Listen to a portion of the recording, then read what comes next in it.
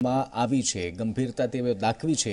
બીજી તરફ રૂપાણીના નિવેદને લાગી રહ્યું છે કે જે આ યુનિયનના પ્રમુખો છે તેને વિચારવા મજબૂર કર્યા છે અથવા તો તેમને હડતાલ આગળ ખેંચી રાખવા, યથાવત રાખવા માટે મજબૂર કર્યા છે।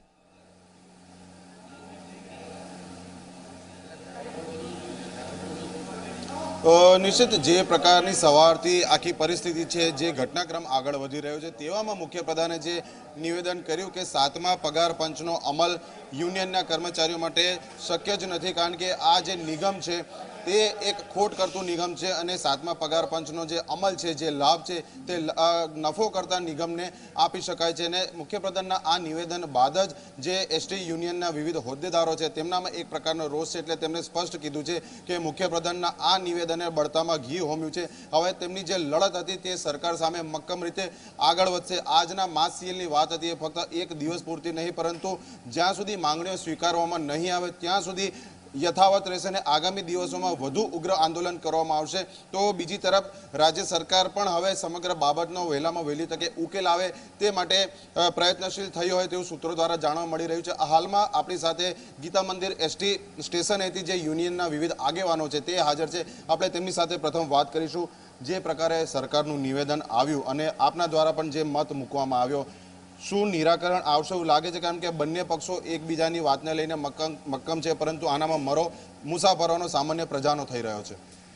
સામાન્ય પ્રજાને અમે વિનંતી કરીએ છીએ કે અમારો પ્રાણ પ્રશ્ન તો ગુજરાત અને ગુજરાતની બહારના રાજ્યો, મહારાષ્ટ્ર હોય, આંધ્રપ્રદેશ હોય, કર્ણાટકની હોય કે બેસ્ટ હોય, દરેક કોર્પોરેશનના હોય એસટી સાથે સંકળાયેલા દરેકને 7મું પગાર પંચ મળી ગયું છે। ગુજરાતની અંદર પણ અનેક જગ્યાએ નિગમોની અંદર 7મું પગાર પંચ મળી ગયું છે।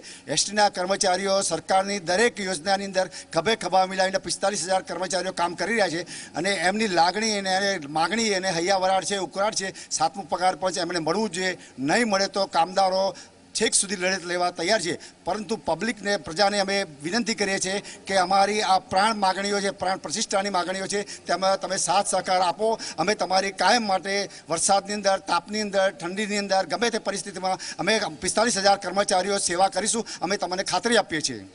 જે પ્રકારે નિગમના સંચાલનને લઈને પણ અનેક પ્રશ્નો ઉદ્ભવે છે। તાજેતરમાં જે રાજ્ય બહારની લાંબા અંતરની વોલ્વો બસો શરૂ કરવામાં આવી, કોઈ ટ્રાફિક જ નથી મળી રહ્યો, તો પણ કોઈ ચોક્કસ લોકોને ફાયદો કરાવવા માટે આ બસો દોડાવાઈ રહી હોવાનું પણ એક સૂર નીકળી રહ્યો છે। તો શું કહેશો સરકારના આ નિર્ણય અંગે? સરકારના નિર્ણય માટે અમારે માનનીય મુખ્યમંત્રી સાથે અને નાયબ મુખ્યમંત્રી સાથે પણ આ બાબતની રૂબરૂ ચર્ચા થઈ છે કે આ જે નવી બસો ચાલુ કરી છે આંતરરાજ્ય અને અહીં પ્રીમિયમ બસો ગઈ ગુજરાત રાજ્યના અંદર જ, જે આશરે 40 રૂપિયા જેવો ખર્ચ છે દર કિલોમીટર પ્રમાણે અને 10 થી 12 રૂપિયાથી વધારે કોઈ આવક નથી, તેમ છતાં બસો ચાલશે જ એવો એમનો હઠાર કરશે। આ કોઈને લાભ ચોખ્ખું દેખાય છે કે આ એમના કોઈ મળતિયાને લાભ કરાવવા માટે જ છે। અને એક બાજુ મુખ્યમંત્રી એમ કહે છે આજે કે ખોટ કરતા નિગમોને આ 7મું પગાર પંચ આપવાનો એવો સૈદ્ધાંતિક નિર્ણય કરેલ છે। તો હું એમને મુખ્યમંત્રીશ્રીને તેમના શબ્દો યાદ કરાવું કે આજથી 2-3 મહિનામાં જેટલા એસટીના કાર્યક્રમો થયા છે એમાં ચીફ ગેસ્ટ તરીકે આવ્યા છે અને એમાં તેઓએ પોતે એવું કહ્યું છે કે એસટી ખોટ કરવા માટે જ હોય, એસટી સેવાકીય કરે છે, એના નફાકારક માટે વેપારી તરીકે ગણાય નહીં, એસટી માત્ર કર્મચારીઓના સેવા માટે જ હોય, એટલે આ નફા બાબતની બાબત નથી। એસટી કર્મચારીઓને જ્યારે પણ જરૂર પડશે ત્યારે એસટી કર્મચારીઓ હિતનું એમનું જ્યારે લાગુ પડતું હશે ત્યારે હું આપવામાં બંધાયેલા છે, આવા એમના સ્ટેટમેન્ટો છે, જરા યાદ કરી લે। ધીરેન્દ્રસિંહ, આપને પૂછવા માંગીશ, જે પ્રકારે સરકારે પોતાનું વલણ રાખ્યું છે, આપ પણ પોતાના વલણ પર મક્કમ છો, ઉકેલ શું આવશે? બે તરફથી ક્યાંક તો બાંધછોડ કરવી પડશે। તમે તમારી માંગને લઈને મક્કમ છો, સરકાર નમવા તૈયાર નથી। રાજ્યની 25 લાખ જેટલી પ્રજા કે જે આપના મુસાફરો છે તે હેરાન પરેશાન થઈ રહ્યા છે। સૌ પ્રથમ તો અમે આ મુસાફર જનતાનો અત્યારે આ તબક્કે અમે એમની દિલગીરી વ્યક્ત કરીએ છીએ, કારણ આ સરકાર જો પોતે ઈચ્છતી હોત તો ક્યારનું આ છેલ્લા 2 વર્ષથી અમે અમારી માગણીઓ માટે સતત વારંવાર કદાચ એક ઘા એટલે 144 આવેદનપત્રો કહેવાય, એટલે કાગળ એટલા આવેદનપત્રો એમને આપ્યા છે, પણ એમની ઊંઘ ઉડી નથી। અત્યારે જે કંઈ મુસાફર જનતા હેરાન થઈ રહી છે એના માટે જો કોઈ પણ જવાબદાર હોય તો આ સરકાર અને આ સીએમ જ હોઈ શકે, કારણ કે વારંવાર રજૂઆત કરી છે। આજે અમે એની સાથે સાથે ચીફ સેક્રેટરીએ રજૂઆત કરી છે, નાણાં સચિવને રજૂઆત કરી છે। જ્યારે આ ટોપના બધા જ નેતાઓ બધી જ બાબતોથી વાકેફ હોવા છતાં અમારી જ્યારે ન્યાયિક માગણી છે અમારી માગણી મંજૂર થવી જ જોઈએ અને ન્યાયિક માગણી છે. અમે કોઈ અવ્યવહારિક માગણી કરી જ નથી, માટે અમારી કોઈ માગણીમાં બાંધછોડ અમે કરવાના નથી. ફરી કહીએ કે જો મુસાફર જનતા હેરાન થતી હોય તો મુસાફર જનતાએ પણ આ સરકારનો અને આ સીએમ પાસે જવાબ માંગવો જોઈએ. બિલકુલથી નિશ્ચિત જે પ્રકારે તમામ આગેવાનોએ કહ્યું કે અનેક તબક્કે અનેક વાર સરકારના તમામ સ્તરે તેઓ રજૂઆત કરી ચૂક્યા છે, પરંતુ સરકારે તેમની વાતને ક્યારે પણ ગંભીરતાથી લીધી ન હતી. આજ મધરાતથી જ્યારે આ માસ સીએલ પર કર્મચારીઓ ઉતર્યા અને તમામ જે 8,000 કરતાં વધુ એસટી બસો સમગ્ર રાજ્યમાં થંભી ગઈ છે, 25 લાખ મુસાફરોને તેની સીધી અસર થઈ રહી છે. રાજ્યના 125 કરતાં વધુ ડેપો ઉપર તમામ બસો રોકી દેવામાં આવી છે. ત્યારે સરકારને આ હડતાલની ગંભીરતા સમજાય છે અને હજી પણ મુખ્યપ્રધાન કક્ષાએથી જે નિવેદન થયું છે કે આ નિગમ નફો નથી કરતું, તેના માટે તેમની માંગણી 7મા પગાર પંચની સંતોષવામાં નહીં આવે. બંને પક્ષો પોતપોતાના વલણ પર મક્કમ છે અને આ બંને વલણની વચ્ચે મરો થઈ રહ્યો છે. સુડી વચ્ચે સોપારી જેવી હાલત છે, તો ફક્ત ને ફક્ત મુસાફરો એટલે કે સામાન્ય જનતાની છે. બિલકુલ અર્પણ, અપડેટ લેતા રહીશું આપણી પાસેથી. ધન્યવાદ. તો એક તરફ પરેશાન છે લોકો, બીજી તરફ ઝૂકવા કોઈ તૈયાર નથી. તેજસ મોદી અમારા સંવાદદાતા અમારી સાથે જોડાયા છે. તેજસ, એક તરફ સરકાર જે છે કહી રહી છે કે 7મું પગાર પંચ લાગુ નહીં થઈ શકે કારણ કે નફો કરતું નિગમ નથી. બીજી તરફ હવે નિગમના લોકો જે છે એ કહી રહ્યા છે બેઠક બાદ કે હવે અમે જે અમારી હડતાલ છે અમે યથાવત રાખીશું. શું લાગી રહ્યું છે આ તમામની વચ્ચે જનતાનો શું કેટલો મરો થશે, કેટલું ભોગવવાનો વારો આવશે?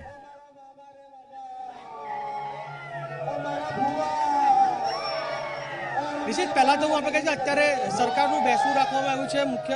મુખ્યપ્રધાન છે તેમનું બેસણું રાખવામાં આવ્યું છે. જોઈ શકો છો મહિલાઓ હોય અહીં ગાડી તમામ કર્મચારીઓ છે તે રડીને પોતાનો રોષ વ્યક્ત કરી રહ્યા છે. ખાસ જો વાત કરવામાં આવે મહિલાઓ પણ ગાડી જે પ્રકારે રડી રહી છે અને પોતાનો વિરોધ વ્યક્ત કરી રહી છે. સ્પષ્ટપણે બેસણું રાખવામાં આવ્યું છે. સરકારથી નારાજ છે. સરકારની નીતિ જે પ્રકારની રહેલી છે આ નીતિ છે તેના વિરોધની અંદર આજે કર્મચારીઓ છે કર્મચારીઓ અત્યારે રડી રહ્યા છે, વિરોધ કરી રહ્યા છે. એક પ્રકારે કે બેસણું એક પ્રકારનો બેસણું રાખવામાં આવ્યું છે. વિરોધ પોતાનું બેસણું રાખવામાં આવ્યું છે. મહિલાઓ ખાસ છે, મહિલાઓ અહીં ગાડી રડીને પોતાનો જે રોષ છે તે એક પ્રકારે વ્યતીત કરી રહી છે.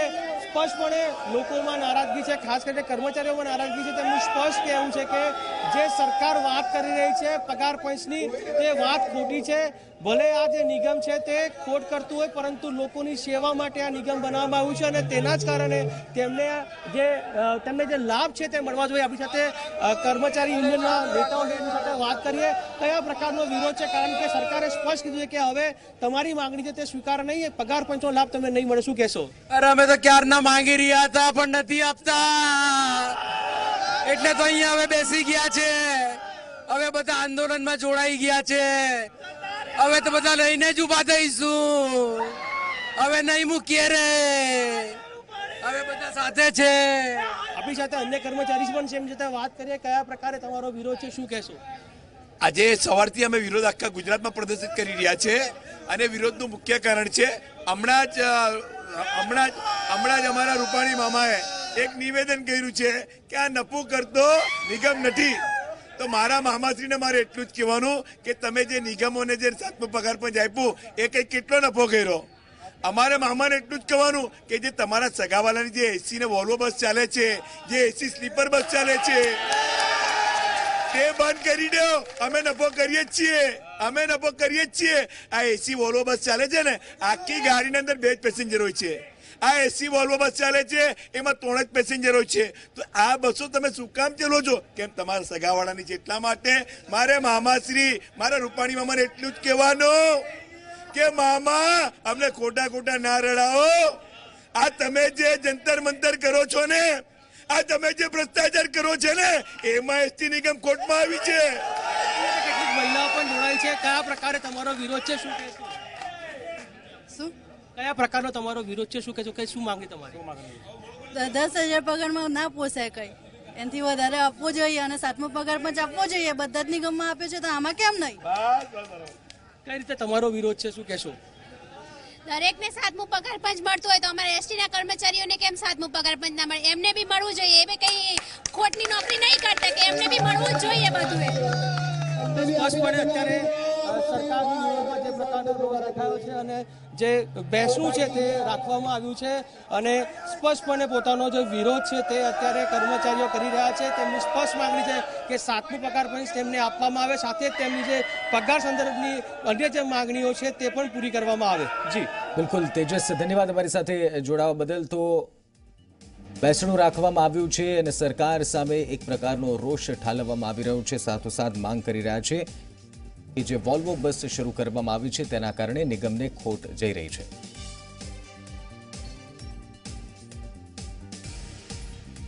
ગુજરાતમાં એસટી નિગમની રાજ્યવ્યાપી હડતાલના કારણે લાખો મુસાફરો અટવાયા. પંચમહાલના ગોધરા બસ સ્ટેશન પર પરપ્રાંતીય 60થી વધુ દર્દી હડતાલના કારણે અટવાયા હતા. રાજસ્થાનથી મોતિયાના ઓપરેશન માટે આવેલા દર્દી બસ ડેપો પર જ અટવાઈ ગયા.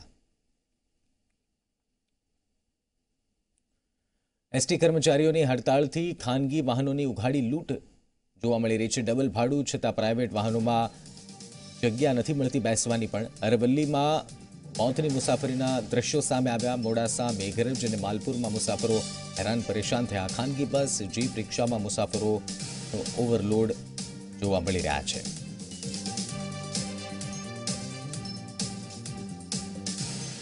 રાજ્યભરના એસટી કર્મચારીઓ હડતાલમાં ઉતર્યા છે, ત્યારે વડોદરામાં ખાનગી વાહન ચાલકોએ ગેરલાભ ઉઠાવતા મુસાફરોમાં ભારે રોષ જોવા મળ્યો.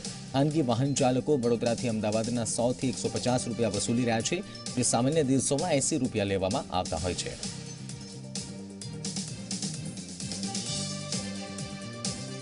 મહેસાણા સહિત ઉત્તર ગુજરાતમાં એસટી કર્મચારીઓની હડતાળથી પરેશાની છે. જિલ્લાના 11 ડેપોની 700 બસ અટવાઈ અને 3500થી વધુ કર્મચારીઓ હડતાળ પર ઉતર્યા. એસટીના કર્મચારીઓ પોતાની માંગને લઈ મક્કમ બન્યા છે. જો પડતર પ્રશ્નોનું સમાધાન ન થાય ત્યાં સુધી આંદોલન કરવાની ચીમકી ઉચ્ચારવામાં આવી છે. અમારે અંતે આ માર્ગ અપનાવવો પડ્યો છે, ખરેખર બહુ દુઃખની વાત છે અને અમે એનો માફી માંગીએ છીએ. છતાં પણ જો હજી પણ આ પ્રશ્નનો કોઈ નિકાલ નહીં આવશે તો અચોક્કસ મુદતની હડતાલ છે અને ઉગ્ર આંદોલન પણ થઈ શકશે એવી અમારા સૂત્રો જણાઈ રહ્યા છે. જે માન્ય સંકલન સમિતિના આદેશ પ્રમાણે બધું કામ થશે. ધરણા કરશે.